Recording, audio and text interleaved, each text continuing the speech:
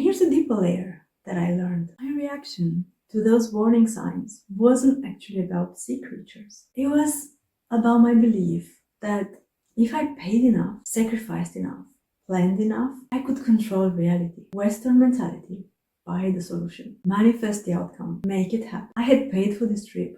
I had made sacrifices to get here. Therefore, I deserved my reward. And nature said, I don't care what you paid. I have my own rules. You adapt or suffer the consequences. This was my cocoon beginning to crack. Money and planning cannot control reality. You can prepare, you can adapt, but you cannot force nature or God or life to give you what you want when you want it just because you think you've earned it.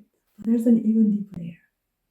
The real problem wasn't that I couldn't bathe naked. The real problem was that I went numb when reality didn't match my desire. I spent a week crying, yes, but I wasn't actually processing what I was feeling.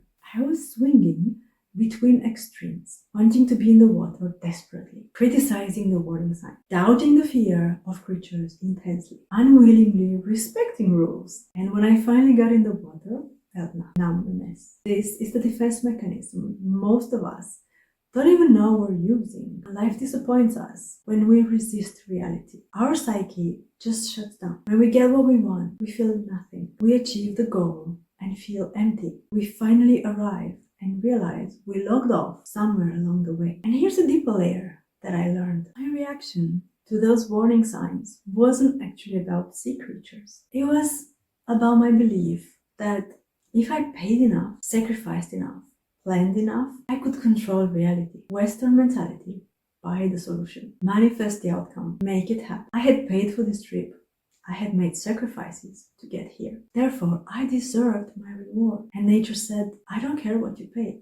I have my own rules. You adapt or suffer the consequences. This was my cocoon beginning to crack. Money and planning cannot control reality. You can prepare, you can adapt, but you cannot force nature or God or life to give you what you want when you want it just because you think you've earned it. And there is the deepest layer that I learned, and that one broke my cocoon entirely.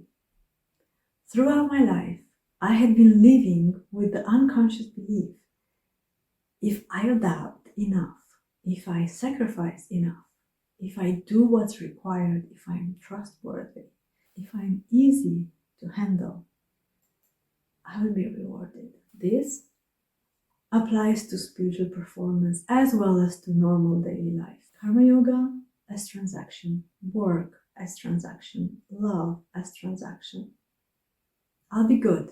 God, you'll give me what I want. And God in Okinawa showed me, no, this is not how this works. You don't get rewarded for being good. You don't get your desire fulfilled because you checked all the boxes. You get your desire fulfilled when you stop fixating on the outcome and start co-creating with God, moment by moment. My gaze was on I want the water, not on what is God showing me right now. Keep your gaze on God as the beauty surrounding you and act in harmony with it. Let go of the outcome that you think you deserve. This is co-creation with God. Sovereignty isn't just about your sacred role as a woman. It's about accepting the raw materials life gives you and using your inner fire to transform this raw material within your inner attitudes, developing healthy aptitudes. Reality as it is the raw material for alchemy. Not this shouldn't be happening, but this is happening.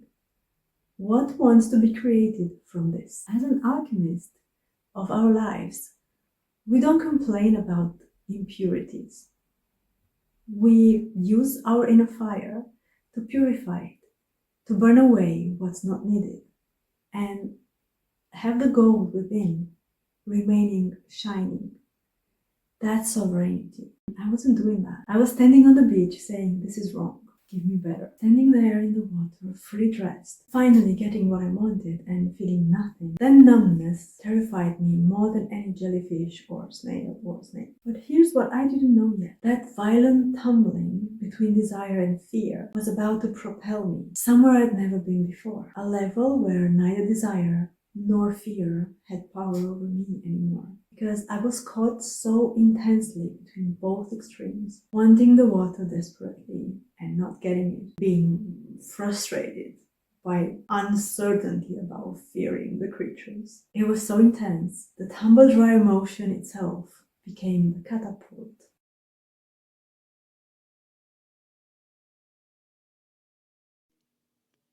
Radical Acceptance Alchemy. Take 5 to 7 minutes for yourself. Make sure you will not be disturbed. Relax. Breathe deeply with your journal and a pen. Or you can record yourself, of course. Choose one reality you've been resisting. One clear fact in your life that is real to you and you've just refused it. Something that happened today, during the week, the last week, or something that has been following along for a longer period of your life. Write down, the reality I'm fighting is ...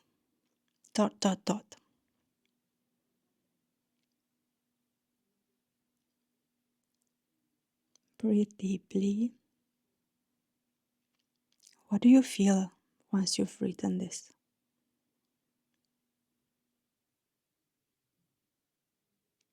Write again. The belief underneath this resistance is ... Can be something like, I deserve better, this shouldn't be happening to me, if only I tried harder, something in that line, or anything else that comes to you.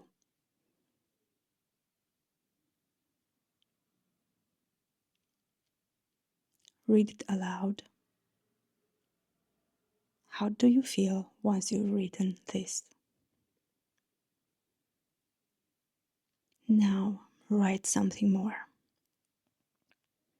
If I accepted this as it is, what wants to be created from this?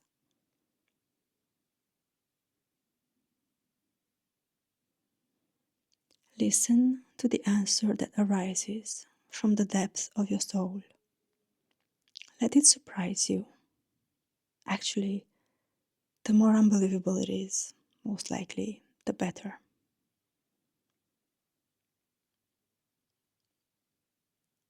The marking point for you to trust this is your correct intuition is that whatever arises is uplifting,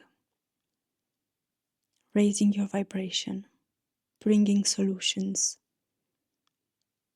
for you and for the others around you. It is weightless. Choose one creative action that you will take this week that uses this reality as material instead of obstacle. Experiment